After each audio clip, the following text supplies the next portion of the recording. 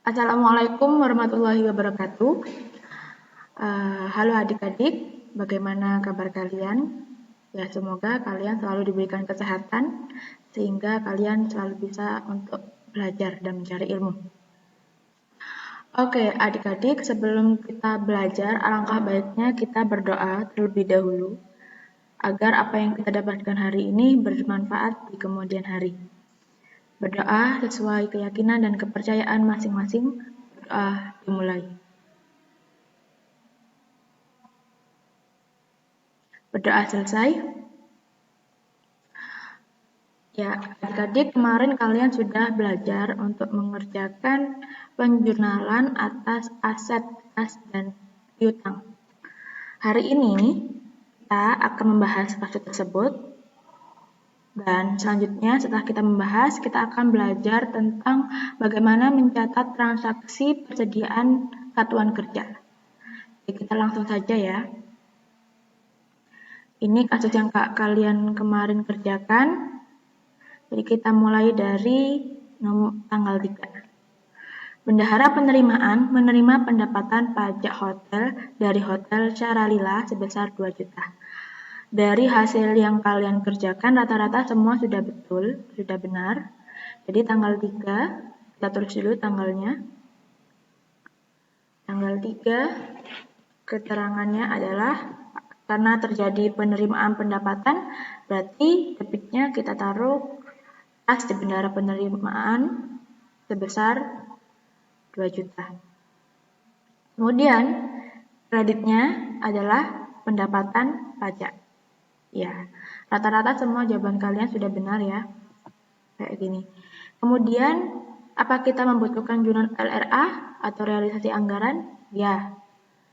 Kita membutuhkan jurnal realisasi anggaran karena ini termasuk penerimaan pendapatan. Oke, tanggalnya tetap. Kemudian debitnya adalah perubahan SAL sebesar 2 juta dan kreditnya adalah pendapatan pajak. Mungkin ada kalian yang bingung atau bertanya-tanya, Bu, apakah tidak menimbulkan dua akun nanti yang sama, yaitu ada pendapatan pajak dicatat 2 kali? Tidak, karena ini jurnalnya berbeda, yaitu jurnal operasional dan jurnal realisasi anggaran. Jadi itu berbeda. Jadi tidak akan menimbulkan dua kali pencatatan untuk pendapatan pajak. Kemudian kita langsung ke nomor 2. Pendapatan pajak hotel tersebut langsung disetorkan. Jadi, pada tanggal yang sama, itu terjadi penyetoran. Berarti, debitnya adalah RKPPKD sebesar 2 juta. Dan, karena kas yang di bendahara penerimaan ini disetorkan, maka harus kita kurangi. Kita taruh di sisi kredit. Apakah membutuhkan jurnal LLA? Tidak. Karena ini adalah transaksi penyetoran ke kas daerah, jadi tidak membutuhkan jurnal LRA. Oke, untuk informasi, akun rekening kas, rekening koran, pejabat pengelolaan keuangan daerah, ini termasuk golongan akun ekuitas di satuan kerja. Jadi, saldo normalnya itu adalah kredit. Ketika ada penambahan RKPPKD, maka dia taruh di sisi kredit. Kemudian kalau ada pengurangan atau penyetoran, kita masukkan di sisi debit. Kemudian kita langsung yang nomor 4, tanggal 4, bendahara pengeluaran menerima SP2D UP dari BUD sebesar 5 juta.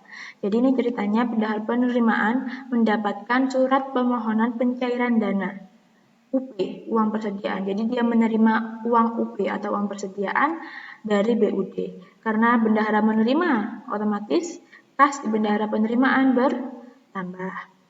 Ya, bendahara pengeluaran bertambah sebesar 5 juta. Kreditnya apa? Kreditnya adalah adanya penambahan modal uang persediaan RKPPKD sebesar 5 juta. Seperti itu. Apakah membutuhkan LRA? Tidak, karena dia bukan transaksi penerimaan pendapatan. Tapi dia adalah transaksi penambahan uang persediaan. Kemudian ini nomor 6 tidak perlu dikerjakan karena jumlahnya nominalnya tidak tercantumkan. Kemudian untuk nomor 8, bendahara pengeluaran menerima SP2DUP untuk pengeluaran beban sebagai berikut. Jadi ceritanya uang persediaan tersebut itu digunakan untuk pembayaran pengeluaran beban. Yang pertama beban listrik sebesar 1 juta, kemudian beban makanan dan minum untuk rapat sebesar 750, pembelian ATK sebesar 300, dan beban untuk pembayaran bahan bakar kendaraan dinas sebesar 500.000. Jadi jurnalnya kita tulis tanggalnya terlebih dahulu, tanggal 8. Di sisi debit, karena ini termasuk pengeluaran beban, maka sisi debitnya adalah beban telepon sebesar 1 juta, kemudian kita tulis semua ya, beban, kemudian ada beban makan dan minum, beban konsumsi, ada beban ATK dan BBM sebesar 750, 300, dan 500 ya. Kreditnya adalah kas di bendahara pengeluaran, karena yang mengeluarkan adalah bendahara pengeluaran. Kas di bendahara pengeluaran sebesar 2.550 didapatkan dari penjumlahan semua beban. Apakah membutuhkan jurnal realisasi anggaran? Ya, karena ini merupakan pengeluaran beban. Pengeluaran beban termasuk komponen dari realisasi anggaran. Tanggal 8, beban listrik, telepon, semuanya kita catat ya. Dan kreditnya adalah perubahan SAL sebesar jumlahnya.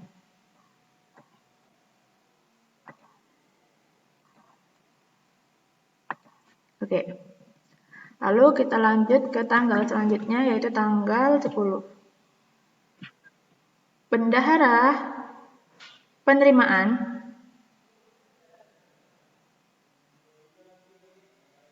ini.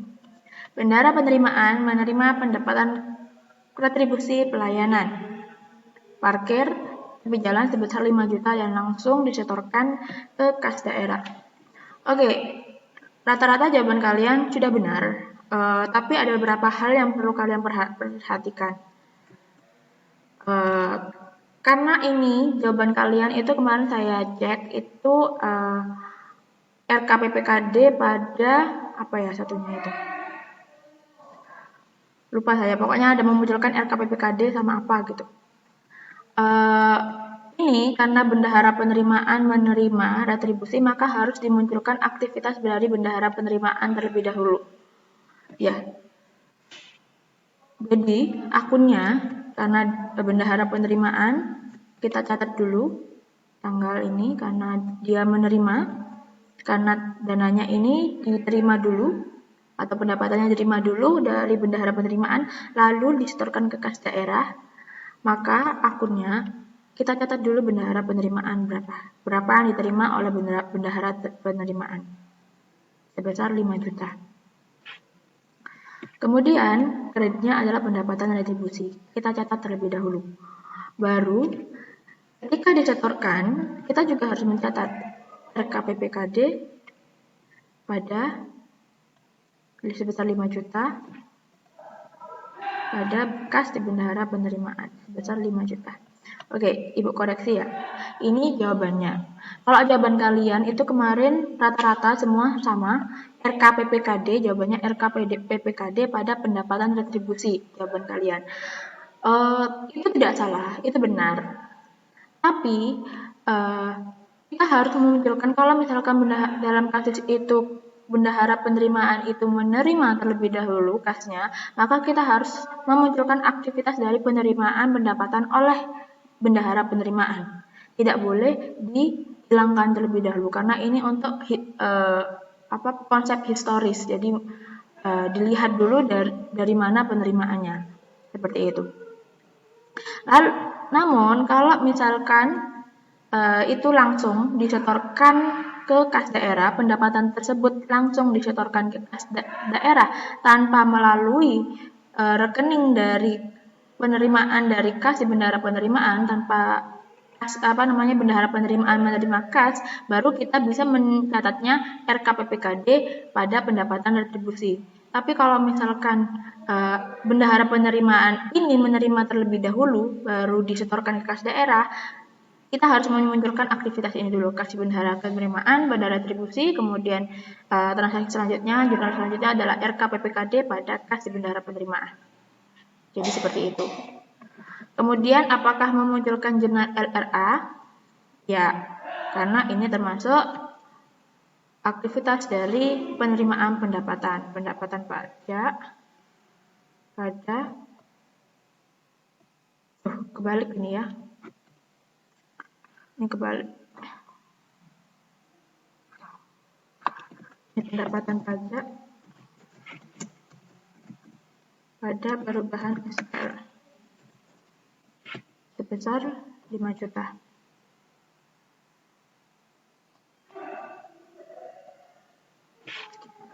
Oke, selanjutnya kita ke nomor tanggal 15.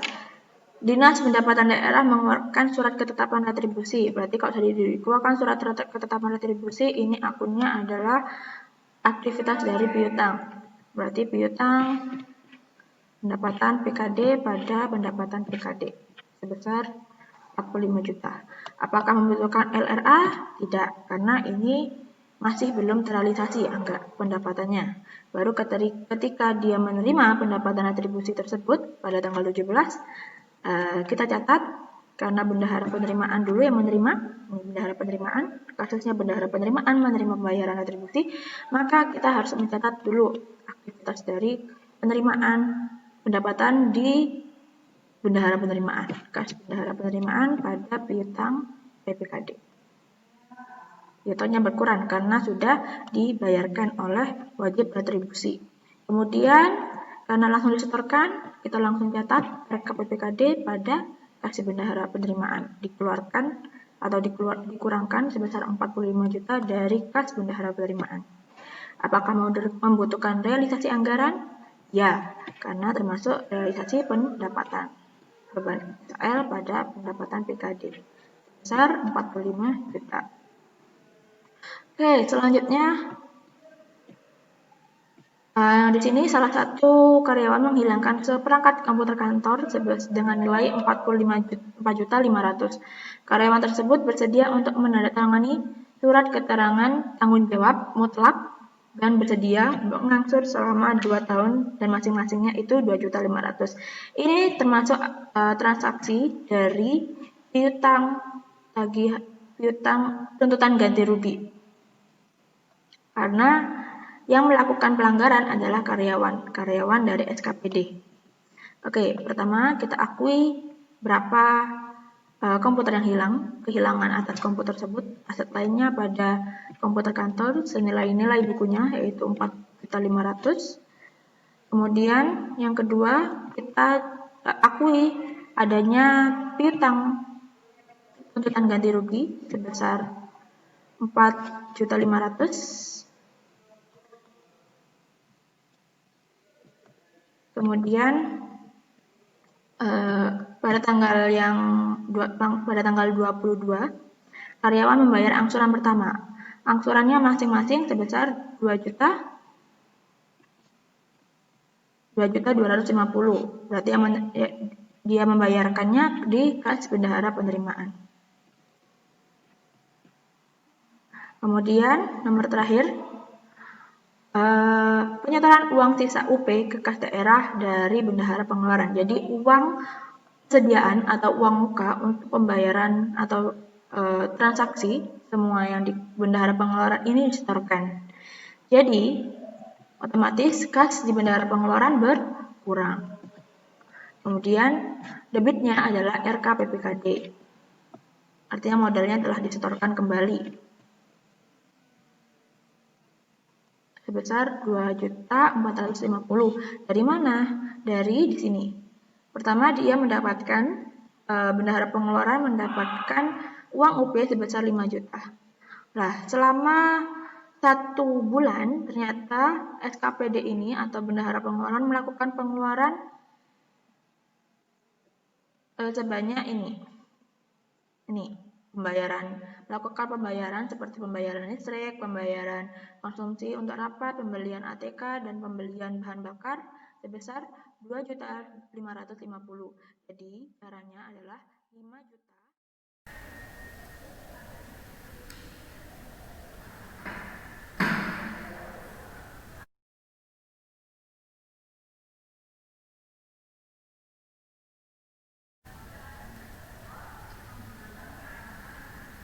Oke, adik-adik, tadi kalian sudah belajar tentang kasus untuk piutang dan kas. Sekarang kita lanjut ke materi selanjutnya, yaitu perhitungan penyisihan piutang tak tertagih. Pada minggu kemarin kalian sudah belajar bagaimana menjurnalkan jika ada piutang yang tidak bisa ditagihkan. Sekarang kita akan menghitung bagaimana menghitung penyisihan piutang yang tak tertagih. Jadi menghitung penyisihan untuk piutang yang tidak bisa ditagihkan itu kita menggunakan umur piutang. Jadi pendekatannya adalah umur piutang dengan persentase untuk taksiran piutang tak tertagih. Jadi di sini sudah ketetapan apabila piutangnya itu berumur kurang dari 1 tahun dari jatuh temponya, maka taksirannya sebesar 0,5%. Kemudian apabila piutangnya berumur 1 sampai dengan 2 tahun dari jatuh temponya, maka taksirannya adalah 10%. Begitupun yang nomor 3, apabila lebih dari 2 sampai dengan 5 tahun, maka taksirannya ada 50%, dan bila lebih dari 5 tahun, taksirannya adalah 100%. Di sini kita langsung ke pembahasan kasus. Jadi berdasarkan data piutang pajak PBB yang dikelola Dinas Pendapatan Daerah pada tanggal 31 Desember 2015 diketahui saldo piutang yang telah jatuh tempo sebesar 120 juta. Dengan saldo piutang yang telah jatuh tempo tersebut diketahui PPKS KPD atau Pejabat Penata Usaha Keuangan SKPD membuat perhitungan penyisihan piutang pajak PBB pada tahun 2015. Berikut rincian perhitungannya. Jadi di sini sudah diklasifikasikan ada piutang yang usia jatuh temponya itu kurang dari 1 tahun itu sebesar 50 juta. Kemudian 1 sampai dengan 2 tahun sebesar 40 juta. Terus lebih dari 2 tahun sampai dengan 5 tahun sebesar 20 juta, dan piutang yang berusia atau berumur 5 tahun, lebih dari 5 tahun dari jatuh temponya, ini 10 juta. Untuk klasifikasinya itu biasanya sudah ketetapan dari pejabat pusat atau pejabat daerah. Jadi tidak ada rumus sendiri untuk mengklasifikasikan besar piutangnya. Seperti itu. Jadi ini sudah ketetapan dari pemerintah daerah atau pemerintah pusatnya. Kemudian dari jumlah tersebut dan umur piutang tersebut kita persentasekan sesuai dengan rumus piutang tak tertagihnya. Kalau misalkan kurang dari 1 tahun, maka kita taksirkan 0,5% dari piutangnya. Kemudian ketika dia berusia 1 tahun sampai dengan 2 tahun, maka kita untuk piutang tertagihnya kita taksirkan sebesar 10% dari jumlah piutangnya. Kemudian apabila dia piutangnya berusia 2 sampai dengan 5 tahun, maka ditaksirkan untuk piutang tertagih itu sebesar 50% dari jumlah piutangnya. Kemudian begitu juga ketika piutang tersebut berumur 5 tahun dari jatuh temponya, maka ditaksirkan 10%. Ini merupakan penyisihan piutang dari persentasenya tersebut sebesar 250, kemudian 4 juta, 10 juta, dan 10 juta. Didapatkan dari mana? Didapatkan dari 50 juta dikali dengan taksiran piutang, persentase taksiran piutang yang tertagih.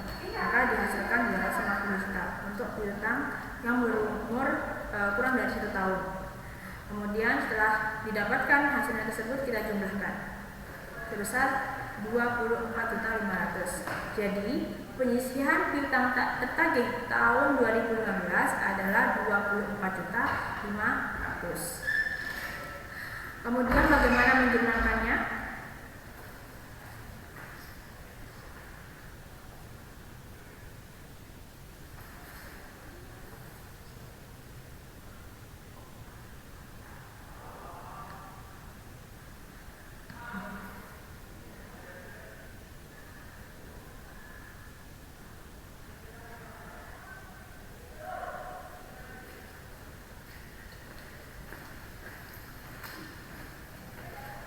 Lalu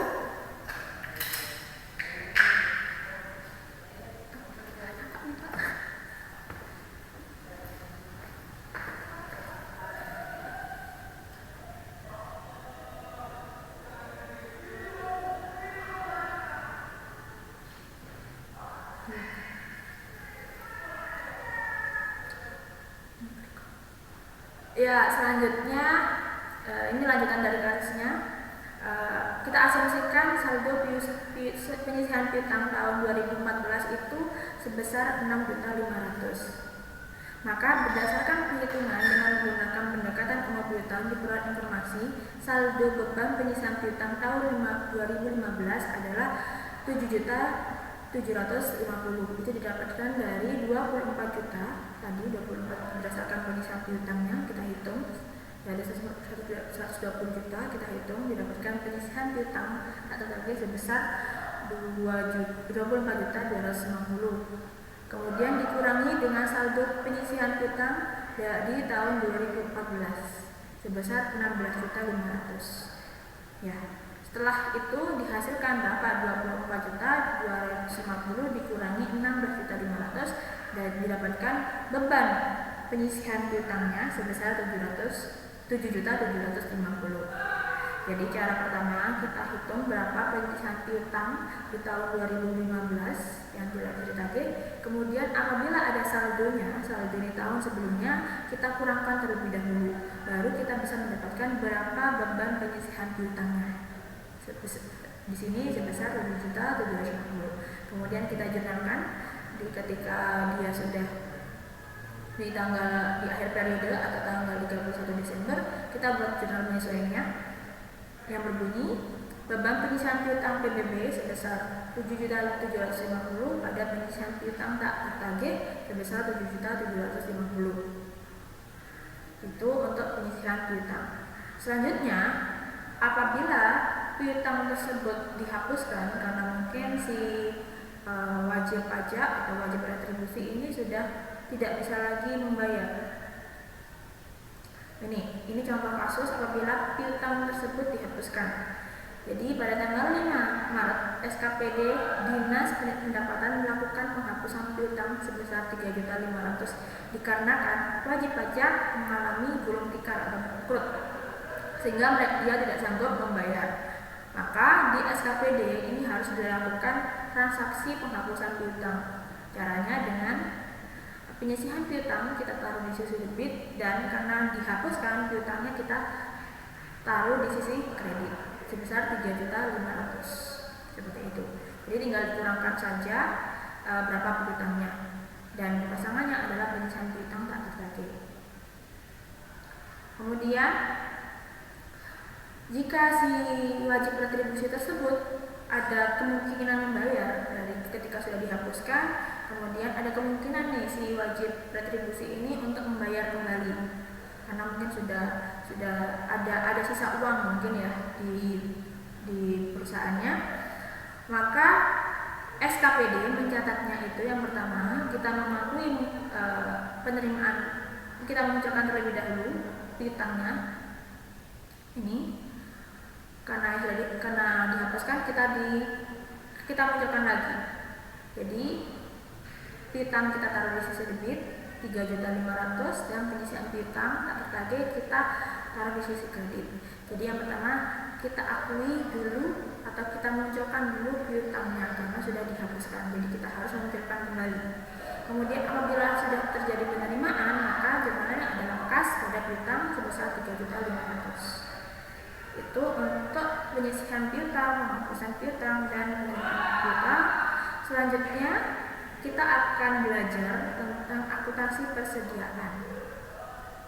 Bagaimana kita mencatat transaksi tentang persediaan di satuan kerja. Oke, akuntansi persediaan satuan kerja. Di sini kita klasifikasikan ada 3 macam persediaan di satuan kerja. Yang pertama adalah persediaan bahan habis pakai. Ini merupakan persediaan mencakup barang atau perlengkapan yang dibeli dan disimpan untuk digunakan. Sebagai contoh, alat tulis kantor, kemudian perangko, materai, bahan bakar minyak. Kalau misalkan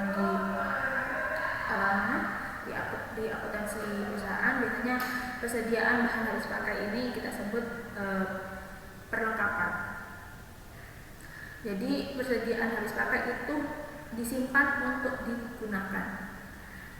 Kalau persediaan bahan material yaitu bahan tak habis pakai seperti komponen peralatan dan pipa. Sebagai contoh bahan bibit tanaman, kemudian bahan baku dan bahan obat-obatan. Nah, kemudian yang terakhir persediaan yang macam jenis persediaan yang nomor 3 adalah persediaan barang lainnya, yaitu dalam hal pemerintahan memproduksi sendiri.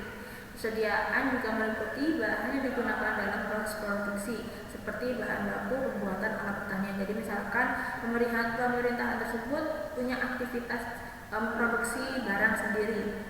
Jadi itu termasuk persediaan barang lainnya. Bahan bakunya itu termasuk persediaan barang lainnya. Kemudian kita lanjut ke pengakuan persediaan. Di sini pengakuan persediaan itu ada 2 jenis, ada 2 cara pengakuan. Yang pertama, kita menggunakan pendekatan aset dan yang kedua adalah pendekatan beban. Kalau menggunakan pendekatan aset ini, persediaan diakui ketika telah terpakai atau dikonsumsi. Jadi kemudian pendekatan ini digunakan untuk persediaan yang maksud penggunaannya dengan motif berjaga-jaga, seperti pembelian obat-obatan rumah sakit. Jadi ini bebannya untuk jika kita menggunakan pendekatan aset, maka bebannya diakui ketika sudah dikonsumsi atau dipakai.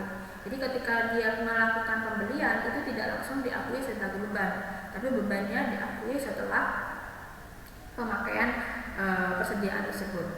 Kalau misalkan pendekatan beban itu kebalikannya aset, diakui ketika terjadi pembelian persediaan. Jadi ketika pemerintah ini sudah melakukan pembelian persediaan, maka itu langsung diakui berapa bebannya, diakui bebannya. Nah, pendekatan ini digunakan untuk persediaan yang segera dipakai, segera digunakan. Contohnya persediaan barang untuk suatu kegiatan. Jadi kalau misalkan ada kegiatan kan ketika pemerintah ingin melakukan pembelian barang dagang, persediaan barang bukan barang dagang, maka itu termasuk dari pendekatan beban. Kalau pendekatan aset itu ingin disimpan terlebih dahulu barangnya, tidak langsung digunakan. Sebaliknya kalau beban itu langsung digunakan, maka langsung diangkat sebagai bebannya berapa, dihitung bebannya berapa. Oke, kita langsung ke kasus ya, biar kalian paham. Jadi pada tanggal 10 Januari 2018, bendahara pengeluaran SKPD menggunakan uang persediaan untuk membeli alat kantor senilai 350, perlengkapan kebersihan senilai 420 dan isi ulang gas sebesar 490 dan kebutuhan dapur senilai 140. Nah, ini termasuk jenis persediaan barang habis pakai ya. Kemudian pada tanggal 14 Februari SKPD ini juga melakukan pembelian bahan bangunan senilai 21 juta, kemudian obat hama senilai 14 juta dan bibit tanaman senilai 35 juta dengan menggunakan SP2LS. Jadi ini langsung tidak menggunakan uang UB. Nah, ini untuk transaksi nomor 2 ini termasuk persediaan bahan material. Kemudian pada tanggal 21 April pada akhir periode ini dilakukan perhitungan fisik persediaan. Ditemukan sisa bahan habis pakai sebesar 350. Jadi ketika sudah digunakan dari semua perhitungan didapatkan bahan yang tersisa itu untuk bahan habis pakainya sebesar 350 dan bahan materialnya yang tersisa adalah 10.500.000. Nah, di sini kalian diminta untuk membuat jurnal dengan menggunakan pendekatan beban dan pendekatan aset. Bagaimana jurnalnya? Jadi yang pertama kita menggunakan pendekatan beban.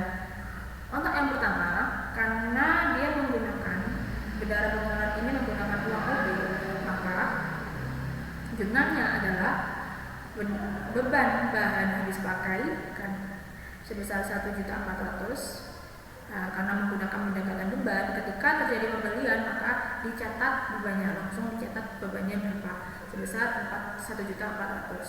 Kemudian nomor 2 ini, tanggal 14 ini, si bendahara pengeluaran melakukan pembelian dengan menggunakan uang LS atau langsung dari bendahara daerah. Maka jurnalnya itu adalah beban bahan material sebesar 70 juta, dan karena langsung menggunakan uang LS maka RK PPKD sebesar 70 juta. Tidak langsung di kas penerimaan karena dia menggunakan uang LS, maka harus dicatat di RK PPKD. Nah, itu untuk yang nomor 2. Nah, ketika sudah terjadi perhitungan, kalau menggunakan pendekatan beban, itu dihitung berapa sisa persediaannya. Ya, jadi di soal disebutkan untuk persediaan habis pakainya sebesar 350.000 dan persediaan bahan materialnya sebesar 10.500.000.